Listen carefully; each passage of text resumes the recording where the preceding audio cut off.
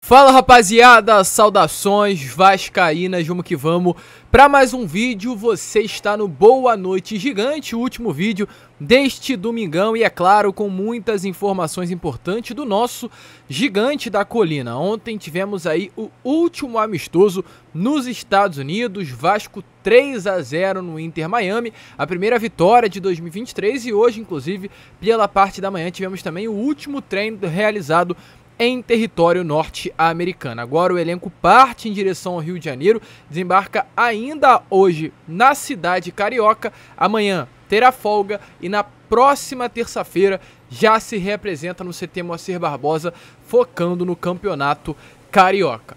Mesmo diante da vitória ontem contra o Inter Miami, acredito que tivemos muitas coisas de fato boas a tirar durante todo esse período nos Estados Unidos e também coisas ruins.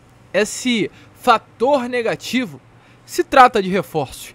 E a gente vai falar sobre isso neste Boa Noite Gigante.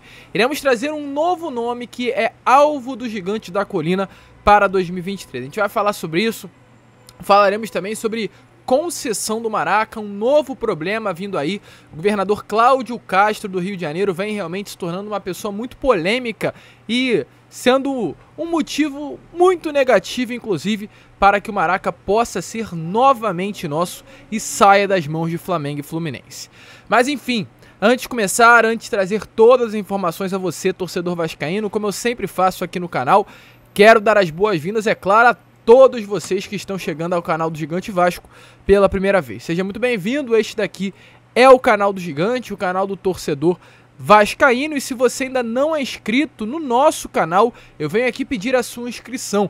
Nesse momento estamos com 84.088 inscritos. Queremos muito mesmo ainda nesse vídeo chegar à marca dos 84.100. Então se inscreva, ajude aí o nosso crescimento. A gente quer muito chegar aos 90 mil inscritos, estamos nessa meta e precisamos de você. Além disso, larga o dedo no like, no joinha, no gostei.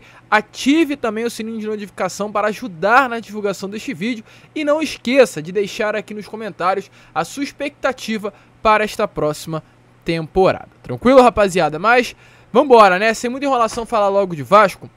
E eu quero começar aqui primeiramente falando sobre esse último treino, pois em território norte-americano, o Vasco realizou na manhã deste domingo a última atividade na terra do Tio Sam. A delegação Cruz Maltina retorna ao Brasil ainda no início desta noite, no horário de Brasília. A expectativa é que chegue ou na madrugada de amanhã ou no finalzinho da noite deste domingo. O elenco chega, tira aí essa segunda-feira de folga e se representa na próxima terça-feira no CT Moacir Barbosa, pois lembrando, já na quarta terá uma atividade, terá um jogo, aliás, contra a Portuguesa do Rio de Janeiro, lá no estádio Luso Brasileiro, às 9h10 da noite. Ainda há uma dúvida se quem irá atuar é o elenco principal ou o elenco, no caso, é misto, o elenco, não sei o que eu posso falar, o time C, um time alternativo, né, de fato, ou, volto a repetir, o elenco principal ainda está nessa dúvida. Quem irá decidir isso é o próprio Maurício Barbieri. No contrato deixa bem claro que até a terceira rodada o time alternativo pode entrar em campo, então ainda há essa dúvida de quem estará presente contra a equipe da Portuguesa na próxima quarta-feira. E na segunda-feira que vem, dia 30 de janeiro, às 8h30, o Vasco enfrenta a equipe do Volta Redonda lá no estádio Mané, aliás, Cariacica, né? Esse Mané Garrincha contra o Nova Iguaçu, essa partida do dia 30 iria ser em São Januário, mas foi transferido para o estádio Cariacica no Espírito Santo. E diante de tudo isso, diante do amistoso que aconteceu ontem contra o Inter Miami, diante do amistoso que aconteceu contra o River Plate, acredito que nós temos algumas certezas durante todo esse período que o Vasco passou lá. Inclusive, antes da gente prosseguir e falar sobre reforço, eu quero listar 5 pontos aqui que o Vasco realmente conseguiu absorver durante esse período que esteve presente em território norte-americano. Um ponto: tempo de experiências com uma estrutura de nível alto. Tá passando aí essas imagens para vocês, para quem não conhece. Essa é a estrutura do CT do Inter Miami. O Vasco passou durante todo esse período em que esteve em território norte-americano treinando no CT do Inter Miami, adversário do Vasco, nesta noite de ontem, de sábado. O Vasco vai construir um novo CT, vai reformular o CT Moacir Barbosa. E é claro, tendo esse contato com o CT de alto nível do Inter Miami, o Vasco pegou algumas ideias e pode aplicá-las dentro do nosso centro de treinamento. Inclusive isso foi até mesmo matéria do GE, que o Vasco está assim utilizando algumas ideias que viu durante esse período no CT do Inter Miami para recolocar no CT Moacir Barbosa. Além disso, um tempo também de internacionalizar a marca Vasco. Ontem tivemos aí na loja do Inter Miami a venda das camisas do Vasco da Gama. Ontem tivemos também na terça-feira torcedores do River, torcedores do Inter Miami, ou até mesmo amantes do futebol acompanhando a partida do Vasco nos Estados Unidos ou na Flórida, ou em Fort Lauderdale, que era o local onde o Vasco estava treinando e atuou ontem contra o Inter Miami. E também, é claro, o próprio técnico Neville, que é um inglês, treinador do Inter Miami, falou do Vasco em uma coletiva. Ou seja, tudo isso passa. É um jogador de seleção inglesa, é um ex-jogador de seleção inglesa, ex-jogador de Manchester United. Então tudo isso serve para que o mundo volte a conhecer o Vasco. E outros 3 pontos. Tempo de troca com a 777. Ontem os dirigentes da empresa norte-americana estiveram presentes no estádio do Inter Miami para acompanhar a partida entre Vasco da Gama e Inter. Também tem uma troca muito grande outros dias do CEO Luiz Melo com os representantes da empresa norte-americana. Tudo isso é essencial para que essa troca entre Vasco e o clube, os sócios, que detêm os direitos do clube, consigam realmente passar o que querem sobre o projeto do Vasco da Gama.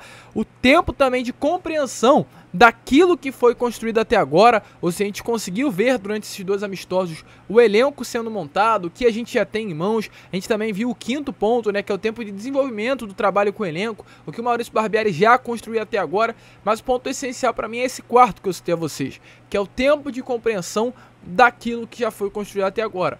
A gente viu que tem algo, a gente viu que temos um zagueiro de qualidade, que é o Léo Pelé, a gente viu que nós temos 2 laterais muito bons, Lucas Piton e Pumita Rodrigues. Vimos que já temos um goleiro bom, o Ivan, e outro estará chegando, que é o Léo Jardim.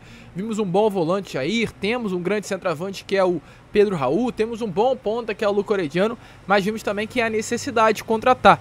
Esse é o ponto mais importante que, na minha opinião, o Vasco sairá do território norte-americano, que terá que chegar ao Brasil e buscar novos nomes no mercado. E exatamente por esse motivo, a expectativa é que de 3 a 4 reforços cheguem ainda durante esse período estadual. Um zagueiro, a gente viu que não tem condições do Miranda ser o titular e muito menos o Ulisses. Um volante também para fazer dupla ali com o Jair. Um camisa 10, o Alex Teixeira entrou muito bem na minha opinião ontem, mas falta um atleta para ser de fato o titular daquela posição. Falta um ponta esquerda. Então o Vasco vai ao mercado contratar de 3 a 4 reforços até o estadual. Depois, até o brasileiro, chegarão mais nomes. E não à toa o Léo Jardim. A gente trouxe informação que hoje deve ser a última partida do Léo Jardim pelo Lille da França, e a expectativa é que ele realmente atue por essa última partida na Copa da França e logo após rescinda o contrato com o Lille e chega ao Gigante da Colina em definitivo. O Lille inclusive já foi até o mercado e contratou um goleiro para a posição por saber da transferência do Léo Jardim ao Gigante da Colina. Se você acha que para por aí, meus amigos, não para, pois nesta tarde de hoje tivemos a informação através do portal O Dia que o Vasco se interessa na contratação do atacante Emerson Urso, um atacante que hoje veste a camisa do Audax e de fato vem tendo ótimas atuações nesse início de campeonato. Jogou muita bola contra Botafogo, jogou muita bola contra o Vasco na última quarta-feira e jogou muita bola também contra o Flamengo no Maracanã. Um dos jogadores que mais vem se destacando nesse início de campeonato, é um atleta de apenas 21 anos e além do Vasco, o Botafogo também está interessado na contratação do jogador. Antes que você reclame, não é um atleta que virá para ser o titular, mas por disputar posição. Por que não? A gente viu tanto o Aleph Manga se destacando aí vestindo a camisa do Coritiba e vários outros atletas que nasceram de campeonatos estaduais se destacando por clubes grandes. Vai que o Emerson Urso não é mais uma dessas promessas que está apagada e precisa ser lapidada em um grande do futebol, no caso o Gigante da Colina. Até o momento apenas sondagens aconteceram. O atacante, pertence ao São Caetano, mas está emprestado ao Audax, que é dono de 30% dos direitos econômicos do jogador, e o próprio Emerson Urso, alguns anos atrás, esteve presente na base do Vasco. Não foi muito aproveitado por lá, e exatamente por esse motivo, hoje veste a camisa do Audax, mas sempre se destacou, chegou inclusive no período das categorias de base, sendo um dos grandes nomes aí dessa reformulação que está acontecendo nos últimos anos nas categorias de base Cruz Maltina, mas é um nome que interessa e vamos ver, no que de fato vai acontecer nesses próximos dias. Mas uma sondagem está acontecendo, porém até o momento nada oficial, nenhum tipo de proposta. E para finalizar o vídeo, gente, quero falar aqui sobre Maracanã, que é um assunto polêmico e é um assunto que a gente precisa tratar aqui no nosso canal. A gente não pode passar de uma maneira despercebida sobre o que vem acontecendo hoje em um estádio que é de todos os grandes do Rio de Janeiro. Esse estádio não é do Flamengo, esse estádio não é do Fluminense, esse estádio não é do Vasco e nem do Botafogo. Esse estádio é de todos, ou até mesmo, aliás, reconstruindo, esse estádio é do Fluminense, esse estádio é do Flamengo, esse estádio é também do Vasco e também do Botafogo. Porém, mesmo diante disso, gente, parece que hoje o governo do Rio de Janeiro, e falo parece porque a gente não pode confirmar absolutamente nada, ainda mais tratando de autoridade do nosso estado, que há um complô muito grande para que o dono do estádio venha a ser o Flamengo. O Flamengo vem sendo o dono realmente do Maracanã, né? Vem sendo o dono do consórcio Maracanã nesses últimos anos. Porém, no ano passado o Vasco pediu muito para jogar no Maraca e foi negado frequentemente por parte da diretoria do Flamengo, presidente Rodolfo Landim e também o presidente do Fluminense, Mário Bittencourt. E devido a esses motivos, o Vasco entrou no processo de concessão que teve aí no final do ano passado. No dia 30 de novembro, no final do mês, iria acontecer aí no Palácio da Guanabara, no caso, uma reunião, se é assim que eu posso falar, para ler os contratos. O contrato que o Vasco ofereceu para ser o dono do consórcio do Maracanã pelos próximos anos e o contrato que o Flamengo e o Fluminense juntos novamente estariam também colocando à mesa para continuar a administrar o Maraca. O Vasco fez uma proposta excelente, junto com Legends, que é uma empresa aí que está à frente de vários estádios do futebol mundial, Real Madrid, arenas da NBA, e junto também com a W Torres, empresa que foi responsável por construir o Allianz Parque do Palmeiras, estava responsável também pelo estádio do Bayern de Munique na Alemanha, então está junta, né, no caso, a 777 Partners, a W Torre, a Legends, três empresas gigantescas e queriam impulsionar muito a marca Maracanã para o mundo no geral, e seria algo irrecusável para a prefeitura, para o governo do estado do Rio de Janeiro. E eu acredito, não posso, volto a repetir, confirmar, mas eu acredito que exatamente por esse motivo e pelo desejo de manter o Flamengo e o Fluminense administrando o Maracanã, sem nenhum motivo dado, foi adiada essa reunião. A reunião para a abertura dos contratos passou de novembro para o meio desse ano de 2023. E aí o que acontece? No fim de 2022, os executivos da 777 Partners estiveram reunidos com o governador Cláudio Castro no Palácio da Guanabara, o mesmo palácio que iria acontecer essa abertura dos contratos para tratar sobre esse assunto do Maracanã. E lá na reunião, foi pedido por parte de representantes da empresa norte-americana garantias de que esse processo seria justo, ou seja, de que eles iriam ler o contrato e o contrato melhor iria ser colocado realmente à disposição do Maracanã. Não por ser Flamengo e Fluminense ou por ser Vasco, mas por aquilo que seria melhor para o estado do Rio de Janeiro. E a resposta, meus amigos, foi de fato uma ducha de água fria, pois o Cláudio Castro, em uma reunião que aconteceu, foi confirmado que disse assim aos representantes da empresa norte-americana: isso aqui é Brasil, ninguém pode te dar qualquer garantia. E, para surpreender ainda mais, essa imagem está passando a vocês. Imagem do próprio governador Cláudio Castro, na final da Libertadores do ano passado, ao lado do presidente Rodolfo Landim no estádio, acompanhando a partida. E é a partir desses momentos que a gente vê o porquê, de fato, há tanto problema nesses bastidores tratando dessa concessão do Maracanã. É algo chato, é algo feio, é algo que realmente demonstra o porquê o nosso futebol carioca está nessa situação lastimável que se encontra nesses últimos tempos. Cláudio Castro virá para representantes de uma empresa norte-americana que querem o melhor para o Maracanã e falar isso comprova realmente o porquê de toda essa bagunça no estádio Mário Filho. E volto a repetir, um estádio que não é de Flamengo, não é de Fluminense, é de todos do Rio de Janeiro. O VP, né, o vice-presidente do Vasco, em uma entrevista ao canal Atenção Vascaíno, disse assim: com relação à nota publicada na sexta-feira na coluna de Lauro Jardim, eu gostaria de esclarecer que estive presente na reunião com o governador Cláudio Castro. Acho importante contextualizar a situação. O tema principal da reunião era a concessão do Maracanã. O governador falava sobre a dificuldade dos ritos do sistema público brasileiro e por isso afirmou que não pode dar garantia de datas à conclusão da licitação que foi suspensa pelo TSE.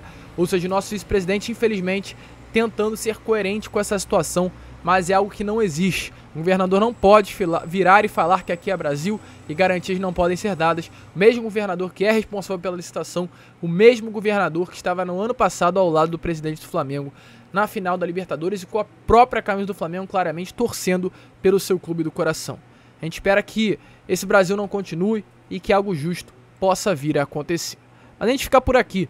Este foi o Boa Noite Gigante. Conta aí com a sua presença, conta com a sua participação, com a sua inscrição, com o seu like, com o seu joinha para ajudar o nosso crescimento. Tranquilo, rapaziada? Vamos que vamos. Fiquem com Deus. E como eu sempre falo aqui no canal, muito obrigado por todo apoio, por toda ajuda e saudações vascaínas.